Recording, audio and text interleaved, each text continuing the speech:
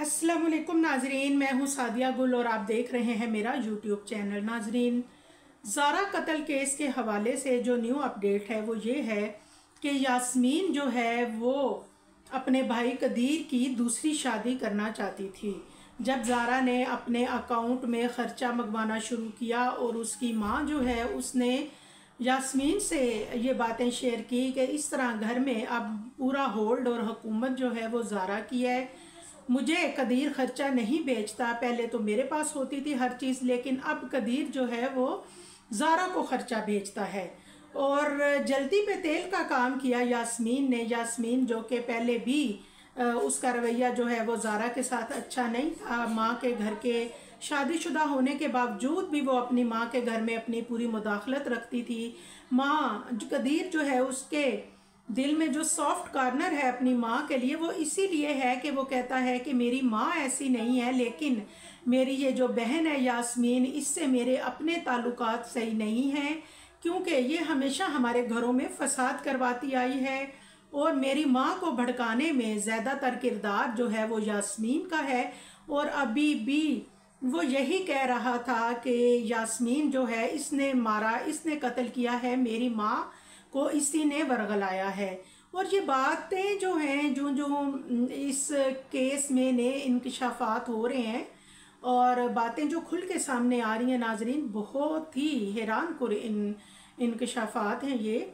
आप यकीन करेंगे कि उनके घर की अंदर की एक बात जो कि बड़े बावसूख ज़राए से मालूम हुई है वो ऐसे है कि यास्मीन जो है वो हसद और नफ़रत करने लग गई थी ज़ारा से। और उसने अपनी, क्योंकि ज़ारा का बैकग्राउंड मजबूत था और वो अपनी माँ से कहती थी कि हमारा भाई लाखों कमाता है, अकलौता भाई है हमारा, बरसरे रोज़गार है और सऊदीया में उसकी इतनी अच्छी इनकम है, और ये ज़ारा जो है ये सांप बन के बैठी है हमारे भाई के हर बात में, हर काम में। और अभी इसका दूसरा बच्चा हो जाएगा तो समझे भाई हमारे हाथों से गया। आप इस तरह करें कि ज़ारा को तलाक दिलवाएं कदीर से।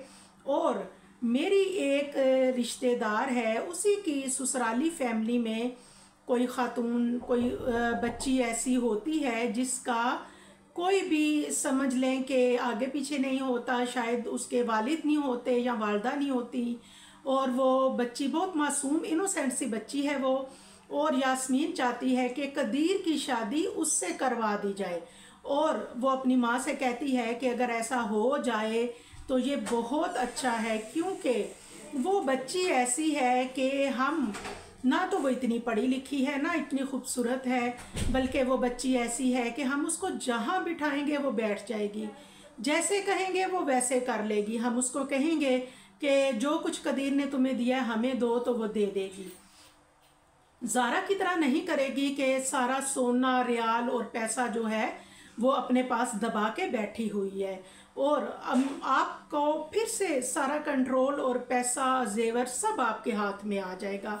इस तरह की जब वो बातें अपनी माँ को सिखाती है, पढ़ाती है, तो कदीर जो है उसको भी कहीं इसने कहा कि इस तरह तुम ज़ारा को छोड़ दो, तुम्हारी तो बीवी ठीक नहीं है, ये तो बदचलन है, इसके तो ये जब पाकिस्तान आती है तो इसकी एक्टिविटीज़ सही नहीं है, और तो और बड़े लोगों के नाम उन्होंने, जी ये फ़लाँ है फ़लाँ है फ़लाँ है, इसका इसके साथ मसला है, और तुम इसको ये बदचलन है और तुम इसको छोड़ दो और मैं तुम्हारी शादी करवाऊंगी।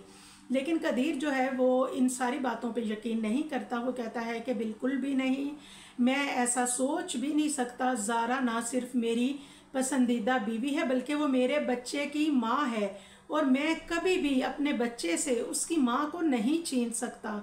और नाजरीन, जब देखा यास्मीन ने कि ये तो मसला ही और है, ये बुरी तरह से जब मुंह की पड़ी, तो उसके बाद उन्होंने ज़ारा को कत्ल करने का प्रोग्राम बनाया, जिसमें उनके दो नवासे कासिम अब्दुल्ला और इसके अलावा सुगरा, यास्मीन, सबा, ये वो लोग हैं, और नवीद, ये वो लोग हैं जिन्होंने बुरी तरह से मर्डर किया, 25 से 30 टुकड़े किए, उसके सर को जलाया आग आग के ऊपर रख के, यानी कि ये कोई इंसान नहीं, बल्कि जब इनके बारे में बात हो रही होती है तो ऐसा लगता है जैसे कि ये कोई हैवान है या जानवर है, क्योंकि ऐसी खसलतें हैं जो हैं वो जानवरों में ही पाई जाती हैं।